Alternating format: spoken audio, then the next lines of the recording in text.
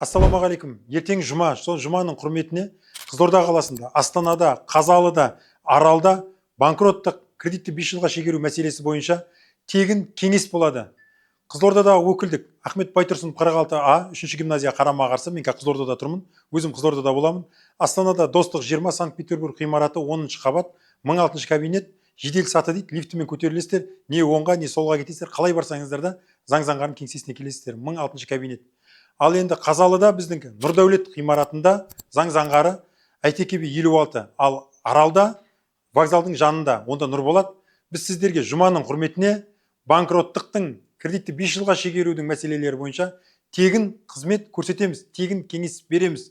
Келіңіздер ағайын. Ал Қызылордадағы өкілдікте Алланың қалауымен біз жұма сыйлығын таратамыз.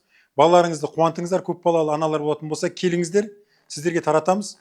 Жеткенше, жетпей қалса қалғындырып жүрмеңдер, 300-ін дайындаймыз, Аллаға шүкір.